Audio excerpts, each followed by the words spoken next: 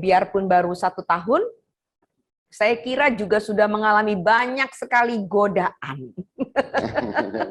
Karena sistem politik kita ini, boleh dibilang, mau tidak mau, suka tidak suka, akhirnya seringkali menimbulkan adanya semacam jebakan-jebakan, gitu kan ya. Nah, kalau Pak Enos sendiri seperti apa itu menghindarinya?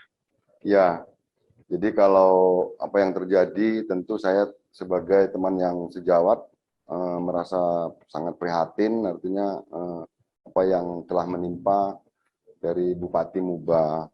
Jadi kalau kita berbicara masalah bagaimana menghadapi atau menolak semua godaan, tentu di sini dibutuhkan peran seorang yang memahami agama, yaitu tentang ulamanya. Kemarin disampaikan oleh Pak Gubernur waktu di pelantikan MUI bahwasanya antara tingkat kepuasan, tingkat kebahagiaan itu kalau tidak diarahkan oleh yang sebagai ulamanya, umaroknya juga, ya namanya manusia pasti ada hilapnya.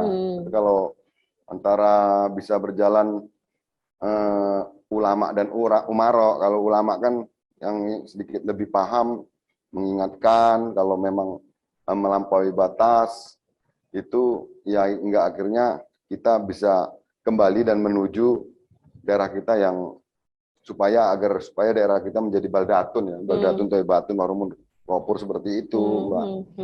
Jadi ya saya sangat sepakat, artinya tingkat kepuasan seseorang kan tidak harus diukur secara materi. Kadang-kadang kita berbicara seperti apa yang disampaikan kemarin, itu ada yang naik motor, misalnya naik motor Honda Beat misal, hidupnya akan lebih bahagia dengan orang yang naik motor yang lebih bagus misalnya.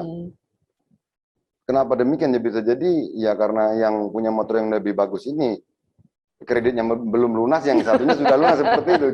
Jadi biarlah motornya lebih jelek, tapi yang penting udah lunas. Iya, jadi mungkin spiritual seperti itu yang butuh untuk mengingatkan kita, untuk menghindari godaan-godaan yang namanya manusia pasti ada silap dan batasnya ya, Mbak ya. Ya semoga saja ya kita selalu ingat dan kembali kepada jalan yang lurus. Seperti apa yang sering saya sampaikan, Mbak. Ihdinas siratal mustaqim. Tunjukkanlah aku ke jalan yang lurus. Seperti itu. Kadang-kadang ya namanya manusia, Mbak. Iman kuat, imin yang nggak kuat. Gitu ya. Nah, biar supaya bisa menolak apa yang...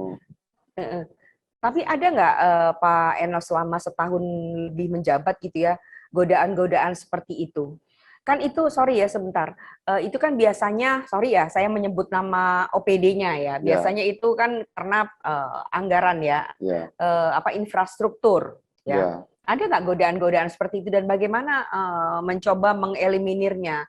Apakah dengan sistem yang semua serba transparan atau seperti apa?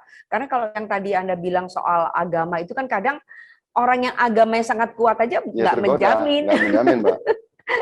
Gimana? Ada nggak? Boleh dong cerita sama kita di sini. Kalau godaan ya pasti selalu ada, Mbak. Pasti selalu ada. Pasti selalu ada.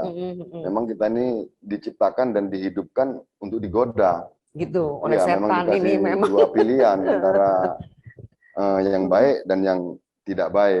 Dan yang tidak baik ini godaannya akan semakin kuat kalau kita memang terlalu baik. Seperti itu. Jadi yang seperti apa yang Mbak sampaikan tadi, tentu ya ada lah, Mbak, pasti. Ada seperti ya. itu. Tinggal bagaimana kita menghindarinya. Nah ini yang kadang-kadang butuh spiritual ini tadi. Ya kita memang dilengkapi dengan indera kelima ya, Mbak ya. Tapi indera keenam kadang-kadang juga harus benar ya, diasah ya. Itu.